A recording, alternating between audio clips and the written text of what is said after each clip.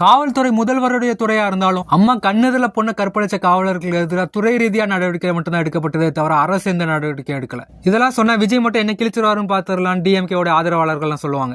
அவங்களுக்குலாம் நாங்க சொல்லிக்க விரும்புறது ஒண்ணுதான், விஜய் என்ன கிழிப்பாருன்னு எங்களுக்கு தெரியாதுங்க ஐயா. திமுக கடந்த 5 வருஷ காலத்துல நாட்டையே கந்தல் குளமா கிழிச்சதுனாலதான் இந்த மாற்றங்கிறது நடந்திருக்கு. விஜய்ங்கிற ஒரு சினிமா மோகத்தினால மக்கள் ஏமாறல, அதை தான் நாங்க சொல்ல வரோம். திமுக தோத்துரும் நான் நிச்சயம் எதிர்பார்த்தேன், இந்த மாதிரியான ஒரு ரிசல்ட்டை நான் எதிர்பார்க்கல. அநேகமா இந்த மாதிரி ஒரு ரிசல்ட்டை விஜய் எதிர்பார்த்திருக்க மாட்டாருன்னு நினைக்கிறேன். வெளிப்பார்வைக்கு என்னதான் கூனாலும் விஜய் ஒரு வரலாற்று சாதனை செஞ்சிருக்காருங்கிறத அவருடைய எதிரிகளை ஒத்துப்பாங்க. எவ்வளவு பெரிய அரசியல் குடும்பத்தில இருந்து வந்திருந்தாலும், எவ்வளவு பெரிய செல்வாக்கு இருந்தாலும், எவ்வளவு பெரிய பணபலம் இருந்தாலும் நாங்க நினைச்ச அவனை தூக்கி போட்டுருவாங்கிறத தமிழக மக்கள் ரொம்ப ஸ்ட்ராங்கா இந்த தேர்தல் நிரூபிச்சிருக்காங்க. இந்த தேர்தலுங்கிறது திமுக அதிமுக மட்டும் இல்ல, தாவேக்காவுக்கே மிகப்பெரிய பாடம் தான். அப்புறம் பல பேர் தமிழ்நாடு அழிய போகுது, விஜய் கைக்கு போயிருச்சு, தமிழ்நாடு இனிமே யாராலையும் காப்பாற்ற முடியாதுன்னு சொல்லிட்டு இருக்காங்க. ஒரு விஷயத்த ஆரம்பிக்க போது அது விளங்காது நடக்காதுன்னு ஏன்டா வைத்தறிச்சல் போடுறீங்க? இதே வார்த்தைகளை தான் எம்ஜிஆர் சிஎம் ஆகும் போதும் சொல்லியிருக்காங்க. ஆனா பெண்களுக்கு 50% இடஒதுக்கீடு கொடுத்தது எம்ஜிஆர் தான். தன்னோட சொந்த பணத்துல 3 கப்பல்களை தமிழ்நாட்டுக்குன்னு வாங்கி கொடுத்தது எம்ஜிஆர் தான். தமிழ்நாடு அண்ணா, தமிழ்நாடு பெரியார், தமிழ்நாடு காமராஜ்னு 3 கப்பல்களை தன்னோட சொந்த பணத்துல இருந்து வாங்கி கொடுத்தாரு. தமிழ்நாட்டோட ரூரல் அண்ட் அர்பன் ஏரியாஸ்ல சாலை வசதிகளை அதிகப்படுத்தணும்னு திட்டத்தை கொண்டு வந்தது எம்ஜிஆர் தான்.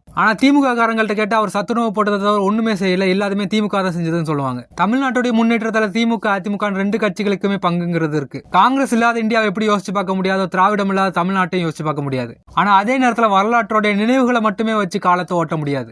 வாக்களிக்கும் போது கடந்த காலத்தை நினைச்சு வாக்களிக்கிறத விட எதிர்காலத்தை நினைச்சு வாக்களிக்கிறது தான் சரியான ஒரு மனநிலை. அப்படி தமிழ்நாடு மக்கள் எடுத்த முடிவுங்கிறது சரிதாங்கிறத முதல்வர் விஜய் இனிமே தான் நிரூபிக்கணும். அதுக்காக எதிர்காலத்தில் அவருடைய ஆட்சி நல்ல ஆட்சியா இருக்கணுங்கிறதுக்காக வேண்டிப்போம்.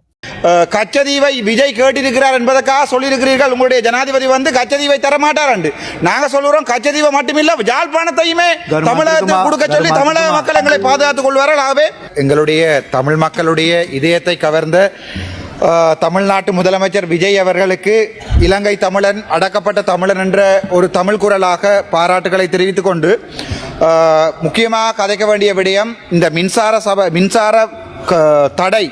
அது வடக்கு மாகாணத்தில் தீவு பகுதிகளில் மின்சாரம் என்பது வழங்கப்படுவது இல்லை என்பது ஒரு மிகப்பெரிய குற்றச்சாட்டு. அண்மைய தினங்களில் நான் நெடுந்தீவு அல்லது டெல்பிக்கு பயணித்த போது அங்கே பாதிக்கு பாதி மக்களுக்கு மின்சாரம் இல்லை. ஒரு கிழமையில கிட்டத்தட்ட 7 நாட்கள்ல 5 நாட்கள் மின்சாரம் இல்லை. ஸோ இந்த தீவு பகுதிகளில் நீங்கள் கச்சதீவை விஜய் கேட்டிருக்கிறார் என்பதற்காக சொல்லியிருக்கிறீர்கள். உங்களுடைய ஜனாதிபதி கச்சதீவை தரமாட்டார் என்று நாங்க சொல்லுறோம். கச்சதீவை மட்டுமில்ல, யாழ்ப்பாணத்தையுமே தமிழகத்துக்கு கொடுக்க சொல்லி தமிழக மக்கள் எங்களை பாதுகாத்துக் கொள்வார்கள். ஆகவே எப்போது எங்களுக்கு தீவு பகுதிகளுக்கு மின்சாரம்